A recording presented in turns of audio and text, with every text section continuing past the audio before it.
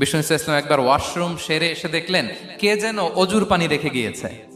জিজ্ঞেস করলেন কে রেখেছে? বলা হলো আব্দুল্লাহ ইবনে আব্বাস রেখে, ছোট্ট আব্দুল্লাহ। বিষ্ণু ইসলাম খুশি হয়ে গেলেন, হায় রে, সে কিভাবে খেয়াল করলো, আমি এখন ওয়াশরুম থেকে আসলেই তো আমার অজুর পানি লাগবে। খুশি হয়ে একটা দোয়া করলেন তার জন্য। তিনি বললেন আল্লাহুম্মা ফাক্কিহহু ফিদ্দীন ওয়া আল্লিমহু তা'বীল, মানে হে আল্লাহ, আপনি তাকে দ্বীনের জ্ঞান দেন এবং কোরআনের ব্যাখ্যা তারে শিক্ষা দেন। বিশ্বনবীর এই দোয়া এমন ভাবে কবুল হয়েছে, এই আব্দুল্লাহ ইবনে আব্বাস যত মুফাসসির পৃথিবীতে আসবে সকল মুফাসসিরদের সম্রাট হিসেবে আল্লাহ তাকে কবুল করেছেন। বিশ্বনবীর দোয়া তারা পেয়েছেন। উম্মে সুলাইম রাদিয়াল্লাহু তাআলা আনহা আনাস রাদিয়াল্লাহু তাআলা আনহুকে নিয়ে আসলেন, বললেন নবী হে, আপনি এসেছেন, আমরা যে এত খুশি মদিনাবাসী, সবাই দেখে আপনার হাতে কিছু না কিছু হাদিয়া দেয়, আমি কি দিব? কিছু দেয়ার নাই, কিছু দেয়ার নাই, আমি গরিব মানুষ, আমি আমার নার ছেঁড়া ধন, কলিজার টুকরা আনাস, আমার শিশু সন্তানটারাই আপনারে হাদিয়া দিয়ে দিলাম।